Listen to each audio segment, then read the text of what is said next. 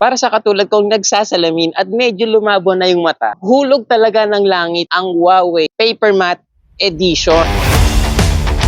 So ang tanong, ang first impression ko, kung may re-recommend ko ba ito, lalo na sa mga katulad nating nagtatrabaho, nag-homebase, nag-opisina, nag-aaral, at paano naman sa katulad ko na nagre-relax. Bagay rin ba ito?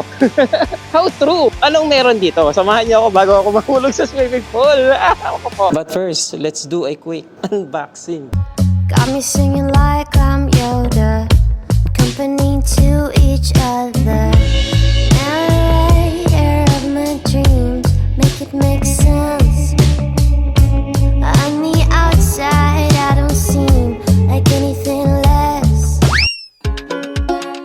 Ano bang meron, Aldrich, sa camera nito? Meron itong 8 megapixel wide angle front camera. Pagdating naman sa rear, meron itong 13 megapixel. Paggamit ko ito, magiging artista kayo ng dating ko dahil sigurado akong lagi kong gagamitin beauty feature nito. Ang nakakatawa dito, pag magkukuha tayo ng picture or video, pwede tayo mag-zoom. At hindi lang yan, may good news na naman ng Huawei dahil meron itong 15 times canvas zoom. At kapag pumunta tayo sa work natin, sa school, sa party, sa reunion, ay nakaka-proud dalhin at gamitin ito. Dahil yung rear camera pa lang nito, Cosmic Ring Star design. Pagdating naman sa body, 6.8mm yung nipis niya. 499 grams naman yung timbang niya, ang gaang. Ang sleek tingnan with integrated metallic body na merong fine matte textures. Pagdating naman sa speaker, wow, thank you Huawei dahil meron na itong Hisense 8.1 with quad speaker stereo. At take note, ito ay large amplitude speakers for optimized audiovisual experience. Para naman sa display, meron itong 420 nit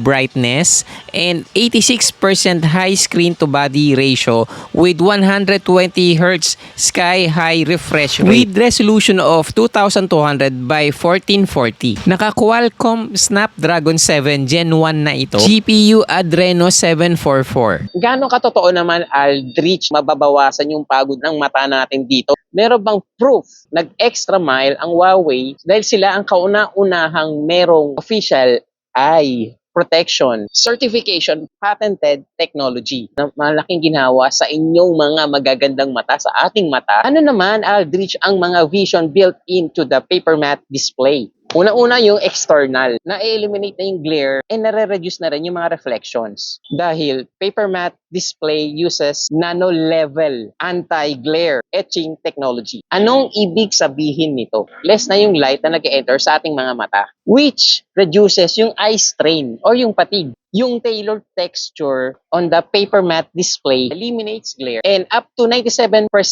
light interference. So may ginawa sila sa external, pero naman sa internal. Yung layer diffusion design gently tinatanggal or eliminates the light interference. Dahil yung multi-layer diffusion technology scatters the light from the screen layer by layer. Sa panahon natin ngayon, bihira na lang yung magsusulat. May dumaan. So dito sa Huawei, may dahilan talaga kung bakit ito tinawag na paper matte edition. Dahil meron itong paper-like writing experience with Huawei Notes. So huwag kayong mag-alala dahil hindi natin kailangan magsulat ng daliri ang gamit dahil merong M-Pencil. Panoorin natin ang video ito. Huawei Pencil. Company to each other. Narrator of my dreams, make it make sense. On the outside, I don't seem like anything less. Will someone ever tag along? You just connect one time, and then you can use. We have our Huawei Notes. It has a different pen you can use.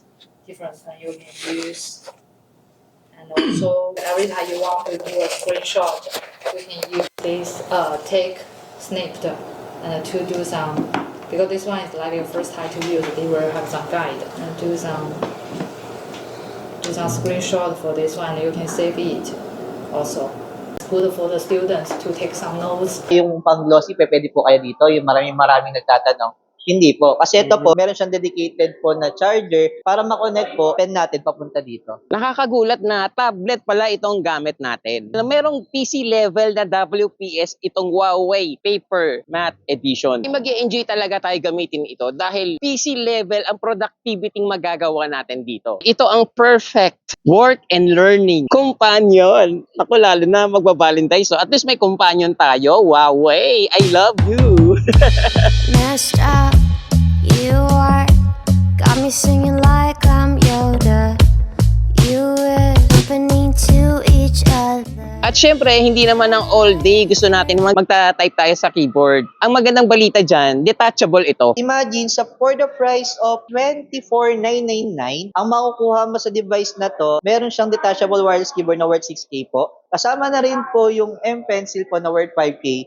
Tapos may PC level ka pa na WPS. Sa sobrang enjoy natin gamitin ito, hindi natin mamamalayan na almost full day na natin siya ginagamit. Aldrich, gaano ba katagal o itatagal yung battery niyan? Meron itong large capacity 7,700 mAh battery. At dahil sobrang enjoy gamitin ito, ang problema, gaano bang kabilis pwede natin i-charge? Ang good news niyan, 20 watts fast charging na. Para sa mga katulad nyo, katulad ko na talagang almost all day tayo nakababad sa internet, imposible talaga na hindi lumabo yung mata natin. Eye-friendly itong Huawei Paper Matte Edition. Ito na yung hinihintay natin.